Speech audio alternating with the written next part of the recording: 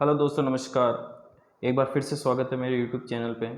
तो दोस्तों, आज से इस से ही हम अपकमिंग नॉट सेट एग्ज़ाम और ESI railway exam SGPGI exam के बारे में हम डेली क्वेश्चन सॉल्व करेंगे विद रेशनल। तो दोस्तों स्टार्ट करते हैं। फर्स्ट क्वेश्चन से, the vaccination was first perform by John Salk, Edward Jenner, Louis Pasteur, Alexander Fleming. तो इसका करेक्ट आंसर बी है, एडवर्ड जेनर। इसका रेशनल है कि जो जेनर एडवर्ड है वाज द ब्रिटिश फिजिशियन थे। 1749 टू 1823 का उनका एक कार्यकाल था, जिन्होंने first invented vaccine small pox, जिन्होंने इन्होंने पूरा इन्वेंटेड किया था। तो जो वैक्सीनेशन जो फर्स्ट वर्ड आया था आपका आपका एडवर्ड जेनर के थ्रू आया था। ठीक है ना, ये क्वेश्चन में पूछा भी गया है। पॉलीवेंट जो वैक्सीन होता है किससे मिलते हैं? More strain of same species, a single organism, more strain of different species और ए सिंगल स्पेसिस। तो इसका करेक्ट आंसर दोस्तों ए है, मोर स्ट्रेन ऑफ सेम स्पेसिस। तो इसका रेशनल है कि वैक्सीन जो होते हैं या तो लाइव और या डेड वायरस और बैक्टीरिया से बने होते हैं। वैक्सीन एक्चुअली जो वायरस और बैक्टीरिया को इनकी पैथोजेनिसिटी को बिल्कुल लेस करके फिर इंजेक्ट किया जाता है। तो ये क्या करता है कि आपके अंदर डिजीज कॉज नहीं करता, पर आपके इम्यून सिस्टम को बूस्ट करता है। It consist of material that can induce virulence in human body. Virulence is term denoted to, जो कि आपको एक इन्फेक्शन नहीं होता, पर ऐसे कुछ बैक्टीरिया और वायरस जो इनएक्टिव फॉर्म में आके आपके इम्यून सिस्टम उसके अगेंस्ट क्या बनाती है, एंटीबॉडी बनाती है। यही वैक्सीन का काम होता है। तो इसमें है कि भाई लिखा हुआ कि virulence in the human body the portion is not sufficient to cause infection, मतलब जो पोर्शन इंजेक्ट किया जाता है वो इन्फेक्शन कॉज नहीं करता है। It only trigger the immune system, ये इम्यून सिस्टम को केवल ट्रिगर करता है। ट्रिगर का आप इस तरह से आप हिंदी अर्थ समझ सकते हैं जैसे कि गन के अंदर ट्रिगर दबाने से बंदूक निकलती है।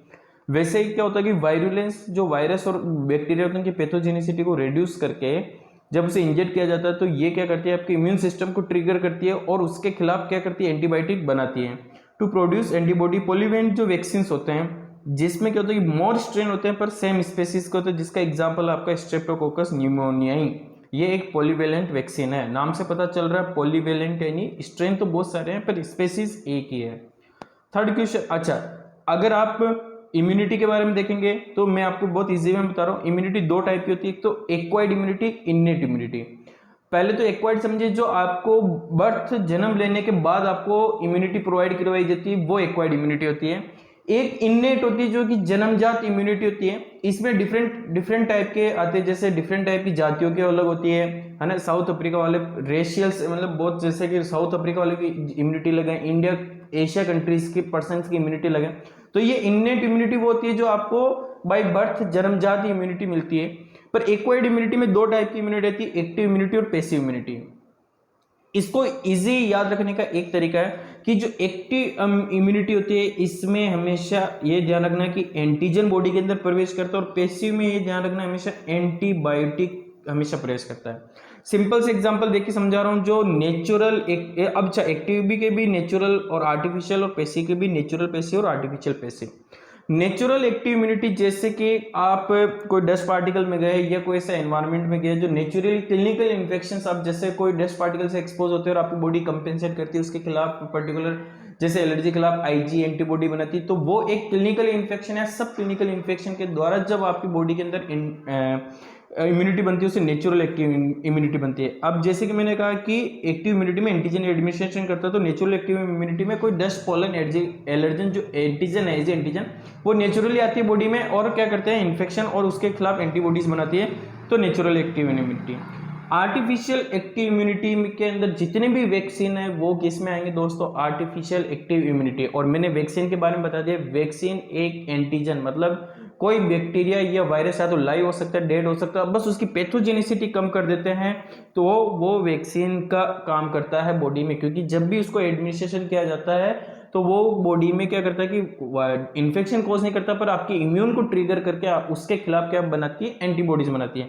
तो जितनी भी वैक्सीन है, एम्स के अंदर क्वेश्चन पूछा गया है, नोट सेट में भी पूछा जा सकता है, आने वाले कंपटीशन एग्जाम में पूछा जा सकता है कि आर्टिफिशियल एक्टिव इम्यूनिटी का एग्जांपल क्या है, सारे वैक्सीनेशन। तो ये समझ में आ गया ना, इजी ट्रिक है। एंटीजन जब एडमिनिस्ट्रेशन होती है एक्टिव इम्यूनिटी, पैसिव इम्यूनिटी में हमेशा एंटीबायोटिक ही जाती है। अगर मैं नेचुरल पैसिव इम्यूनिटी की बात करूं तो जो मदर के द्वारा जो बेबी ब्रेस्ट फीडिंग के समय या प्लेसेंटा से जो मतलब एक तरह से जो ब्रेस्ट फीडिंग से में आईजीजी एंटीबॉडी जाती है, प्लेसेंटा से जो क्रॉस होती है आईजी एंटीबॉडीज, ये कुल मिला के नेचुरल जो मदर टू प्लेसेंटल के द्वारा बेबी में जा रहा है, तो जा क्या रहा है, एंटीबॉडीज जा रही है, न कि एंटीजन जा रहा है। आर्टिफिशियल पैसिव इम्यूनिटी में जो रेडीमेड एंटीबॉडीज होती है, सीरम्स होते हैं, इम्यूनोग्लोबिन्स होते हैं, ये आर्टिफिशियल पैसिव इम्यूनिटी। तो इसको इजी याद रखने का ये तरीका में से ध्यान रखना है कि एक्टिव इम्यूनिटी में हमेशा एंटीजन ट्रिगर करेगा, पैसिव इम्यूनिटी में एंटीबायोटिक उस पर्सन के अंदर जाएगी। अगर मैं नेचुरल एक्टिव की बात करूं तो कोई क्लिनिकल इन्फेक्शन, आप डस्ट पोलन से एक्सपोजर होने के बाद आपकी बॉडी जो उसके एंटीजन के खिलाफ एंटीबॉडी बनाएगी, वो उसका नेचुरल एक्टिव इम्यूनिटी का एग्जांपल हो जाएगा। आर्टिफिशियल एक्टिव इम्यूनिटी में सारे आपकी जितने भी वैक्सीन है वो सारे आर्टिफिशियल एक्टिव इम्यूनिटी होते हैं, क्योंकि वैक्सीन और कुछ नहीं होता है, जैसे एंटीजन होता है, चाहे वो वायरस हो चाहे बैक्टीरिया हो। पैसिव इम्यूनिटी में हमेशा ध्यान रखना एंटीबॉडीज हमेशा एडमिनिस्ट्रेशन होती है। नेचुरल पैसिव इम्यूनिटी में आपकी मदर टू बेबी के द्वारा प्लेसेंटा या ब्रेस्ट फीडिंग के द्वारा जाने वाली एंटीबॉडीज, और आर्टिफिशियल पैसिव के अंदर आपकी सारी रेडीमेड एंटीबॉडीज जो जैसे कि मोनोसेफ हुआ, ये एंटीबॉडीज आपकी आर्टिफिशियल पैसिव में हो गया।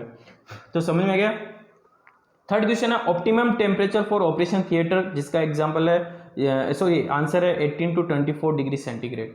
इसी तरह से आईसीयू को भी पूछा जाता तो भी 24 to 26 डिग्री आईसीयू का टेम्परेचर होता है।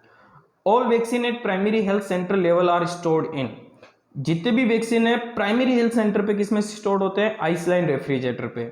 आप इसके अंदर ये सारे देख लीजिए, मैंने पूरा एक ग्राफ बना रखा, आपको इजी वे में समझ में आ जाएगा कि storage of vaccine state level से लेके सब सेशनल लेवल पे जहाँ पे एडमिनिस्ट्रेशन किया जाता है तो वहाँ पे storage of vaccine state level पे पूरा का पूरा रूम ही क्या होता है कि मतलब बड़ा सा एक रूम स्क्वायर फीट क्या पूरा रूम एक फ्रीजर एक टेम्परेचर पे होता है जिसका -20 to 40, या पूरा बड़ा एक कूलर होता है जिसका 2 डिग्री सेंटीग्रेड का जाता है। स्टेट लेवल पे वैक्सीन को 3 मंथ तक स्टोरेज कर सकते हैं। डिस्ट्रिक्ट लेवल पे लार्ज डीप फ्रीजर, मतलब डीप फ्रीजर होता है वो लार्ज कैपेसिटी में होता है, और लार्ज आइस लाइन रेफ्रिजरेटर होता है जिसका टेम्परेचर वही रहता है। और डिस्ट्रिक्ट लेवल पे सीएससी लेवल पे दोनों सेम रहते हैं, 1 मंथ के लिए स्टोरेज किया सकता है। पीएससी लेवल पे स्मॉल डीप फ्रीजर है और स्मॉल आईएलआर है, जो कि वही टेम्परेचर है डीप फ्रीजर का, और आईएलआर का 2 to 6 degree centigrade temperature same चलेगा, 1 मंथ के लिए स्टोरेज कर सकते हैं। ये मैंने आपको ड्यूरेशन भी दिया। क्वेश्चन ये भी पूछ सकते हैं कि स्टेट लेवल पे कितने ड्यूरेशन तक स्टोरेज हो सकता है, डिस्ट्रिक्ट लेवल पे कितना हो सकता है, पीसी लेवल पे कितना हो सकता है। सब सेंटर लेवल पे यहाँ पे डीप फ्रीजर नहीं होते हैं। आपने गाँवों में देखा होगा जो आशा होती है, आंगनबाड़ी होती है, वो वैक्सीन कैरियर और डे कैरियर। वैक्सीन कैरियर में तो 4 आइस बॉक्स आपने देखोगे ना, ब्लू कलर का बॉक्स होता है, अगर 4 आइस बॉक्स है तो वो वैक्सीन कैरियर है, 2 आइस बॉक्स है तो वो डे कैरियर है। इनका दोनों का टेम्परेचर 2 to 6 डिग्री सेंटीग्रेड होना चाहिए, और सब सेंटर पे वैक्सीन केवल 48 से 72 घंटे ही स्टोर कर सकते हैं। सेशनल लेवल पे जहाँ पे वैक्सीन दी जाती है वहाँ पे उस डे कैरियर या वैक्सीन कैरियर में एक आइस पैक बाहर निकल जाता है, वहाँ उसमें 2 होल होते हैं, ठीक है। उसके अंदर आपके क्या रखा जाता है, वैक्सीन रखा जाता है, उसका टेम्परेचर 6 डिग्री से ज़्यादा नहीं होना चाहिए, और उसको एक वाइल ओपन होने के बाद आपको केवल 4 से 6 घंटे तक एक वैक्सीनेशन का टीकाकरण करना है। तो ये बहुत इंपॉर्टेंट है, मैंने आपको इजी वे में सारा स्टोरेज ऑफ वैक्सीन बता दिया है, ठीक है ना दोस्तों। इसका स्क्रीनशॉट ले लेना आप। इसके साथ साथ क्वेश्चन ये भी पूछा जाता है मोस्ट हीट सेंसिटिव या मोस्ट फ्रीज रेजिस्टेंस वे में आपको बहुत इजी वे में बता रहा हूँ कि मोस्ट हीट सेंसिटिव, देखो सेंसिटिव का मतलब ये होता है कि वो उस टेम्परेचर में नहीं रह सकता। हीट सेंसिटिव का मतलब है कि ये जो वैक्सीन है अगर हीट में रखोगे, टेम्परेचर ज़्यादा रखोगे तो ये खराब हो जाएंगे। और रेजिस्टेंस का मतलब ये होता है कि उसको कितने ही मतलब टेम्परेचर में रख लो उसका कोई फर्क नहीं पड़ेगा। तो जो इसमें अब क्वेश्चन इस तरह से पूछ सकता है कि what is heat sensitive bacteria या what is frozen resistance vaccine, दोनों एक ही चीज है। सेंसिटिव मतलब वो चीज उस टेम्परेचर पे खराब हो सकती है, रेजिस्टेंस मतलब वो कितना ही टेम्परेचर हो रेजिस्टेंस हो चुका है। एक तरह से रेजिस्टेंस अगर कहीं पे भी टर्मिनोलॉजी आए तो रेजिस्टेंस यानी उस चीज के लिए आप क्या हो चुके हैं, हैबिचुअल हो सके, उस चीज के लिए आप आदी हो चुके हो, मतलब आपकी बॉडी पे कोई असर नहीं कर सकते। जैसे कई बार क्या होती है एंटीबायोटिक रेजिस्टेंस हो जाती है, मतलब इसका हुआ कि एंटीबायोटिक वो उस पर कोई असर नहीं करेगी। हमेशा जो एंटीबायोटिक दी जाती है वो सेंसिटिव वाली दी जाती है, आपने ब्लड कल्चर रिपोर्ट में देखा होगा। तो हीट सेंसिटिव कह दीजिए आप, चाहे फ्रोजन रेजिस्टेंस कह दीजिए। तो ये जो मैं सीक्वेंस ये बनाया हुआ है ये ऊपर तक आते आते क्या हो जाते हैं, फ्रोजन सेंसिटिव हो जाते हैं या हीट रेजिस्टेंस हो जाते हैं। वही सेम मीनिंग निकलेगा कि फ्रीज सेंसिटिव मतलब टीटी और डीपीटी को नीचे की तरफ रखोगे तो तुरंत खराब हो जाएगी, क्योंकि ये फ्रीज लोअर टेम्परेचर पे क्या होता है, सेंसिटिव होता है। हीट रेजिस्टेंस यानी कितना भी इस पे एक टेम्परेचर हो तो इस पे हीट पे कोई इसका एक्सपोजर होने पे खराब नहीं होंगे। तो इसको एक याद ट्रिक है कि ओई में भी पीएचडी था, OPV yellow fever is heat sensitive, measles is heat sensitive, BCG also heat sensitive. ऊपर से देखेंगे तो टीटी डीपीटी हेपेटाइटिस भी हीट रेजिस्टेंस में, इतना पूछ सकते हैं। मतलब आप नीचे की 3 को आप इसमें कर सकते हो, आप हीट सेंसिटिव में, ऊपर के 3 को आप इसमें कर सकते हो, और पेंटाविलेट भी आप फ्रीज सेंसिटिव में कर सकते हो। ठीक है ना दोस्तों, मतलब जैसे जैसे आप ये ILR है, ऊपर की तरफ जाओगे तो ऊपर हमेशा ज्यादा टेम्परेचर के, और नीचे हमेशा, क्योंकि नीचे ज्यादा, क्योंकि जो आपका स्टीम जो कूलिंग एयर आती है यहाँ से लेके यहाँ से नीचे की तरफ ऐसी जाती है। तो ओपीवी येलो फीवर हमेशा हीट सेंसिटिव, मतलब इनको कम टेम्परेचर में रहना पसंद, तभी जाके ये मेंटेन हो पाते हैं।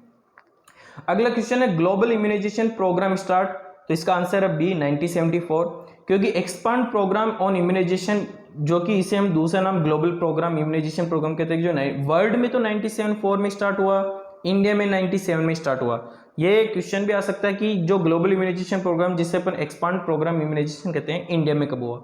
और यूनिवर्सल इम्यूनाइजेशन प्रोग्राम कब स्टार्ट हुआ, 1985 में।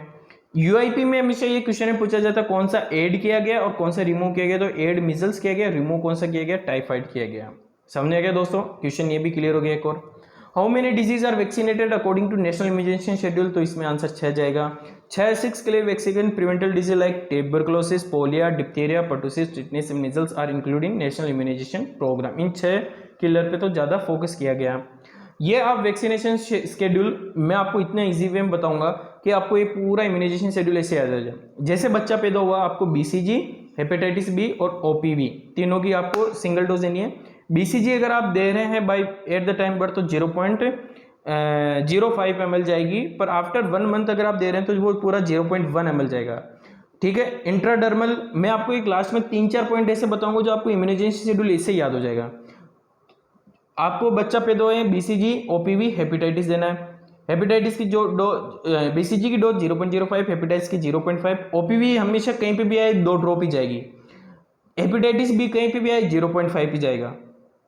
बीसीजी और एक एफआईवी पीवी है ना, फ्रैक्शन इनएक्टिवेटेड पोलियो वैक्सीन, केवल 2 ही वैक्सीन ऐसे हैं जो इंट्राडर्मल जाते हैं, बाकी की सारी वैक्सीन आईएम जाएंगे। मैंने इसमें पॉइंट में लिखा हुआ है, बस आपको वैक्सीन याद रखना है कि 6 वीक। अब जैसे बच्चे को अब जो हेपेटाइटिस बी है वो कहाँ लगेगा, vastus lateralis antero lateral side of mid thigh. मैं इसका एक डायग्राम बता देता हूँ कि ये कहाँ पे होती है। और ये जैसे कि आप देख रहे हैं ना, ये आपका ये देखिए, ये बच्चों की जो साइड में होता है ना, वेस्टुलर एंटीरियर से लेटरल में, ये येलो कलर का मैंने इंजेक्शन साइड बता रखी है। यहाँ आपको क्या करना है, वैक्सीनेशन देना है। ये लिख रखा है वेस्टस लेटरलिस मसल्स, ये होती है लेटरल साइड में होती है, एंटीरियर लेटरल। चलिए इसमें वापस आते हैं। अब बच्चे को आप कब बुलाना है, बच्चे के पैदा होने के आपके बाद डिस्चार्ज हो गया, ये तीनों वैक्सीनेशन लग गए, अब आपको बच्चे को 6ठे वीक बुलाना है, जिसमें आपको अगर बीसीजी नहीं दिया तो आपको उस समय देना, बाकी बीसीजी अगर दे दिया है बाय बर्थ तो नहीं देना आपको। रोटा वायरस जाएगा, जो कि एक डायरिया को स्टॉप करने के लिए होते हैं, 5 ड्रॉप जाएगी, ओरली जाएगी। रोटा वायरस का एम्स में, पीजीआई में, जीएमसी में पूछा गया है। ओरली जाएगी, माउ जाएगा। पेंटा मतलब इसमें डीपीटी, पेंटा यानी 5, डिप्थीरिया, पर्टुसिस, टिटनेस, हेपेटाइटिस और हीमोफिलस एचआईवी, इन्फ्लुएंजा बी। ठीक है ना, 0.5 ml ही जाएगा पेंटा, ये 5 वैक्सीन का कॉम्बिनेशन है, 0.5 जाएगा, आईएम जाएगा और वही साइट रहेगी। फिर 6ठे वीक पे आपको ओपीवी देना है, वही same oral polio vaccine. PCV एक जाएगा, जो particular pneumococcal conjugated vaccine pneumonia के लिए दी जाती है, 0.5 ml, आईएम साइट वही रहेगी। जो बच्चे आईएम जाते हैं इन्फेंट के लिए, साइट वही ही रहेगी। एक और 6 वीक पे एफआईवी पीवी दी जाती है, 0.1 इनएक्टिवेटेड पोलियो वैक्सीन आईएम, और एक इंट्राडर्मल दी जाती है, अपर आर्म पे दी जाती है। फिर बच्चे को बुलाना आपको 10 वीक में। 10 वीक में आपको रोटा वायरस की 2nd डोज, पेंटा की 2nd डोज, और पेंटा में वही 5 वैक्सीन के मतलब गवर्नमेंट के द्वारा एंटेक वैक्सीन आती है, जिसमें 5 वैक्सीन कॉम्बिनेशन में आती है। ओपीवी मतलब 6, इस तरह से याद रखते हैं, 6 वीक में आपको 6 वैक्सीन, बीसीजी, रोटा, पेंटा, ओपीवी, पीसीवी, एफआईवी। 10 वीक में आपको रोटा, पेंटा, ओपीवी, डोज वही सब सेम ही रखनी। आपको फिर डोज याद नहीं रखनी, आपको पता कि रोटा ओरली जाएगा, 5 ड्रॉप जाएगा, वो सेम है। पेंटा आपको 0.5 ml जाएगा। केवल एक बार आपको वैक्सीन का नाम याद रखना है, डोज सेम है, रूट सेम रहेगा, सब कुछ ये सेम रहेगा। समझ में आ गया। अगर आप देखेंगे तो हेपेटाइटिस बी 0.5 ml, चाहे फर्स्ट डोज हो चाहे सेकंड डोज हो, 0.5 ml ही जाएगा। चाहे रोटा हो चाहे ओपीवी हो, अगर ओपीवी 2 ड्रॉप जाएगा तो ओपीवी सेकंड भी 2 ड्रॉप जाएगा नेक्स्ट टाइम। रोटा अगर उस समय 5 ड्रॉप जा रही तो नेक्स्ट टाइम भी 5 ड्रॉप ही जाएगी। बस आपको वैक्सीनेशन का ध्यान रखना है कि 6ठे वीक पे कौन कौन सी देनी है। 10 वीक में आपको क्या है, रोटा, पेंटा, ओपीवी देनी है। फिर आपको बच्चे को 14 वीक पे बुलाना है, बर्थ के 14 वीक, ऐसे नहीं कि 10 वीक के बाद 14 वीक, बर्थ के 14 वीक में आपको रोटा का थर्ड, पेंटा का थर्ड, ओपीवी का थर्ड, पीसीवी का सेकंड देना, क्योंकि एक पीसीवी आपको 6 वीक में लगा था और एक पीसीवी आपको 14 वीक में लग रहा है। और एफआईवीपी भी ऐसा होता है कि अगर आप 6 वीक पे नहीं दे पाते तो यहाँ पे आप डायरेक्ट 0.5 ml आप आईएम दे सकते हैं। आईएम का अभी साइट बच्चों की वही रहेगी, वेस्टिबुलस लेटरलिस एंट्रियो लेटरल, मतलब एंटीरियर, तो थोड़ा सा लेटरल साइड में आपको वो थाइस पे इंजेक्ट करना है। अब आपको 9 मंथ पे बुलाना, 9th मंथ पे एक वैक्सीन है मिजल जो कि सब कट जाएगा पर डोज वही रहेगी और अपर आर्म पे जाएगा। 9 मंथ पे विटामिन ए की ओरल लोड हो जाएगी, 1 ml जाएगी माउथ जाए और के द्वारा देना है। एक अब पीसीवी का फर्स्ट दे दिया आपने 6 वीक पे, 14 वीक पे दे दिया सेकंड, अब पीसीवी बूस्टर जाएगा 0.5 ml आईएम और वेस्टिबुलस लेटरलिस। 16 से 24 मंथ में मिजल सेकंड, वही सबकंटिन्यूअस रूट, ओपीवी बूस्टर वही ओरल रूट और डीपीटी बूस्टर आईएम, वो रूट वही सेम रहेगा, डोज वही सेम रहेगी। अब 5 से 6 साल के लिए मैंने यहाँ हाईलाइट कर रखा है कि यहाँ से बच्चे की जो साइट होती है आईएम की वो चली जाती है डेल्टोइड पे। डीपीटी का बूस्टर जाएगा 0.5 ml, टीटी का फर्स्ट बूस्टर डेल्टोइड पे जाएगा, टिटनिस का फर्स्ट बूस्टर, और 16 साल पे आपको टीटी का सेकंड बूस्टर जाएगा। अब इसको रिमेंबर ट्रिक है कि भाई all vaccine route is IM, सभी वैक्सीन के रूट आईएम है, बस एक्सेप्ट बीसीजी और आपके एफआईवीपी इंटरडल में जाएंगे, बाकी चाहे हेपेटाइटिस हो, चाहे बीसी डीपी पेंटा हो, चाहे आपके मतलब सभी वैक्सीन हो, सभी वैक्सीन का रूट आईएम है। Measles only vaccine give subcutaneous, ठीक है ना, मिजल्स को किस में देना, आपको सबक्यूटेनियस देता है। सभी की डोज आपकी क्या है, all dose of vaccine 0.5 ml, बस एक बीसीजी की वैक्सीन है जब पैदा होता था 0.05 ml होती है, और 8 अगर 1 महीने में नहीं लगता तो वो 0.1 ml में चली जाती है, ये लिखा हो ना कितनी देनी है, बाद में आपको 0.1 ml में चली जाती है। बाकी सभी की क्या है 0.5 ml, ओपीवी एंड रोटा गिवन ओरली। तो ये 4 रिमेंबर ट्रिक अगर आप अपने माइंड में रखेंगे तो ये पूरा वैक्सीनेशन शेड्यूल याद हो जाएगा। केवल आपको ये ध्यान रखना है कि भाई बर्थ में 3 डोज, बर्थ में 3 टाइप की वैक्सीन है, 6 वीक में 6 वैक्सीन है, 10 वीक में आपको 3 देनी है, 14 वीक में फिर 5 हो जाएगी। फिर आपको डायरेक्ट बच्चे को 9 मंथ में बुलाना है, 14 वीक के बाद 9 मंथ में हमेशा ध्यान रहता है मिजल्स लगता है, सबक्यूटेनियस और विटामिन ए की खुराक देनी होती है, और पीसीवी बूस्टर 16 से 24 मंथ बाद में। फिर आपको 5 से 6 साल में आपको डीपीटी का बूस्टर देना है, ठीक है। फिर उसके बाद 10 और 16 साल में तो इजी याद हो जाएगा कि 10वें साल में टीटी का फर्स्ट बूस्टर और 16 साल में टीटी का। 9 मंथ का आपको केवल 16 से 24 मंथ में ध्यान रखना मिजल्स, ओपीवी और डीपीटी, और 5 से साल में डीपीटी सेकंड बूस्टर, आपको इम्यूनाइजेशन शेड्यूल याद हो जाएगा। नेक्स्ट क्वेश्चन दोस्तों, communicable disease eradicated from India, वो क्वेश्चन हमेशा आता है, स्मॉल पॉक्स है। Example of live vaccine is the BCG. अब इसको ट्रिक मैं बता देता हूँ कि लाइव वैक्सीन होती क्या है, और जब भी लाइव वैक्सीन का क्वेश्चन आए तो आपको इजी इस तरह से याद रखना है कि लाइव वैक्सीन ये होता है जिसमें पैथोजन चाहे बैक्टीरिया हो चाहे वायरस हो उसको रिपीटेड टाइम लेबोरेटरी के अंदर कल्चर मीडिया में बार बार उसको क्या कर जाता है कि गुजारा जाता है, और अल्टीमेटली उसकी पैथोजेनिसिटी डिक्रीज करके उसको क्या किया जाता है, इंजेक्ट किया जाता है। लाइव वैक्सीन कौन कौन से हैं, तो आपके टर्मिनोलॉजी रखना, boy love the crime, B for BCG, O for OPV, Y for yellow fever, L for live vaccine, T for typhoid, orally typhoid है ना कि injectable, C for chicken pox, और कोविशील्ड। ये हमेशा पूछ सकते हैं कि कोविशील्ड इज लाइव वैक्सीन और किल्ड वैक्सीन, तो कोविशील्ड इज लाइव और Covaxin is killed vaccine. R for rubella, I for influenza, M for measles mumps, और E for एपिडेमिक। तो ये चीज आपकी क्या है, लाइव वैक्सीन इजिली याद हो जाएगा। Next question, example of killed vaccine. Killed vaccine का एग्जाम्पल ओपीवी है, बीसीजी है, एमएमआर है, रेबीज, तो इसका आंसर जाएगा रेबीज।